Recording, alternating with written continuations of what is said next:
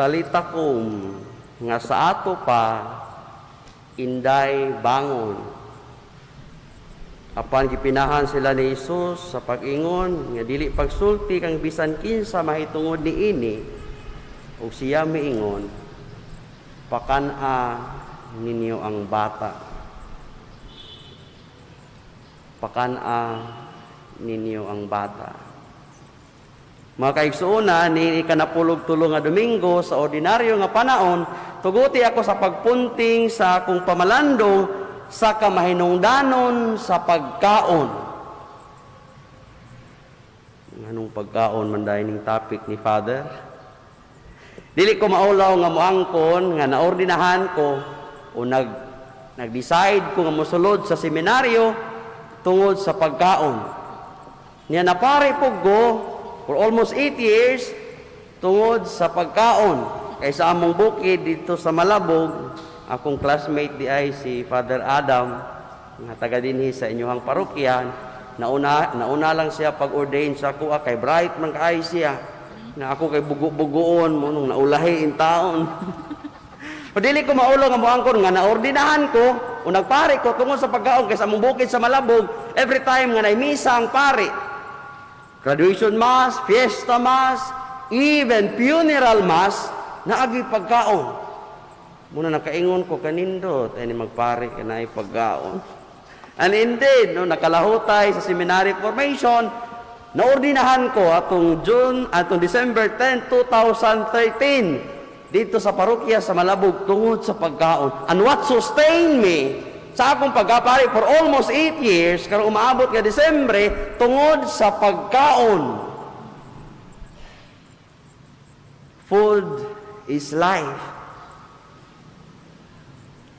Food is life. Muna sa akong pamalandaw sa Ebanghelyo karon sa katapusan, miingon si Jesus, pakana ang batang ano man, food is life. Bisan sa atong ordinaryo nga kasinatian, kung maluya ta, labi nagugigutom ta, maluya ta, dali kay mosipok atong ulo. Ano man, kay gigutom, pero mabusog na, ma-energize tayo ta, madasig tayo. Ano man, kay nakakaon. Diha sa atong kasinatian, makaingon ta, ang pagkaon naghatag og kinabuhi. Pero kung atong palawman, ang atong pagsabot ng mga kaigsuunan, diya sa atong mga pagbasa karon atong masabtan, nganong gibalik-balik, nganong mo'y kini gipangutaan giingon ni Kristo, pakana ang bata.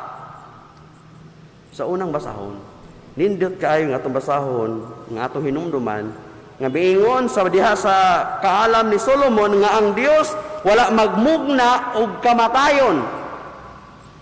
Dili sa mo'y nagmugna sa kamatayon, kundi kinabuhi. Kay ang Dios kinabuhi, ug siya ang tuburan sa kinabuhi.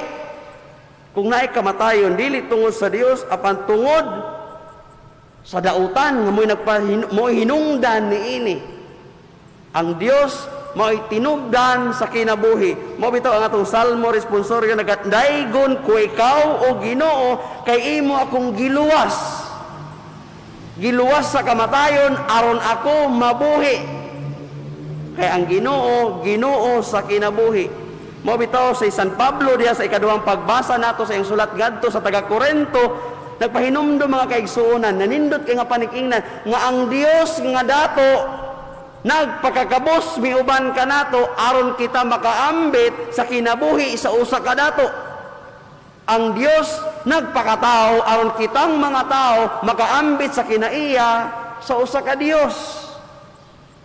Namo kini ang nihata og sumada sa atong ebanghelyo karon. Kung atong basahon ang long form, pasayloa kaya among giambit ani kay gibasa nato ang short form. Ang long form mga kaigsuonan, atong makit-an, atong ma-realize, maamguhan nga indeed ang Ginoo mo'y tuburan sa kinabuhi, is the author of our life. Si Jairo, ug naapay babae nga nagsakit for 18 years. Ang common sa ilaha, pagtuo. Hugot nga pagtuo nga si Jesus makahatag og kinabuhi sa iyang anak. Hugot ang pagtuo sa usa ka babae nga for how many years nga nag-anto siya, si Jesus mo'y makaayo sa iya, bisan makagunit lang siya sa iyang gamit, maayos siya. Naayo. Tungod sa pagtuo. Tungod sa pagtuo ni Jair, tungod sa pagtuo sa babae nga nasakit for how many years. Naayo. Tungod kay mituo sila nga si Kristo makaayo. Si Kristo makaayo. Si Kristo makahatag og kinabuhi kay si Kristo mao ang tuburan sa kinabuhi. Munang sa ending part sa atuang pagbasa sa ebanghelyo karon miingon siya pakana ang bata. Ambot ko na lang hashtag sa una. Siguro na-realize ni Kristo unang-una kay food is life. Ibalik ang kadasig sa bata, ibalik ang kinabuhi sa bata, kung pakana siya, aron mabuhi siya. Aron mahimong lig-on ang pagtuo sa bata, sa iyang amahan, pakana siya. Umausap kini ang hagit alang kanatong tanan ning panahon sa pandemya. Sigurado ko nga di lang ako, di lang kami mga pare, kundi kitang tanan na problema tungod for more than 1 year, nag-antos ta sa epekto nining maong pandemya.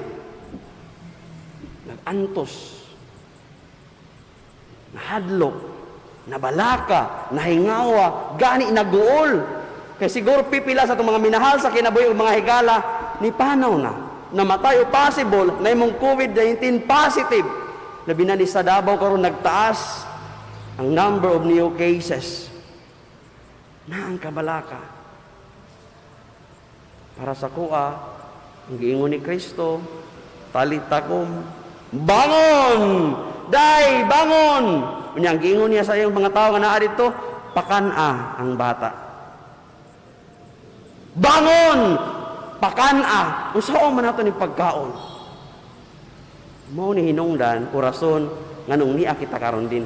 Mao kini ang hinagigayon nga bisan tuod na lisusundo nato ang health protocols, ipahigayon nato ang misa through live streaming. Ano man aron mga kaigsuonan nga nauhaw ni Santos nga misa, matagbaw ta. Kung ako nagpari tungod sa pagkaon, precisely kamo karon ni simba tungod sa pagkaon. I'm not saying nga mga naong ninyo nga asay, asay misa, tua, asay kaon tua, but goes beyond physical food. Kani may lami nga pagkaon. Muna kaingon ko na makapamalandong ko for almost 80 years, napari ko tungod sa pagkaon. Sa pagkaon diya sa misa, sa lamisa, ug labaw ng pagkaon sa Santos nga lamisa. Kung mao ning hinungdan, mao ni ang rason nganong nagkatigom kita karon.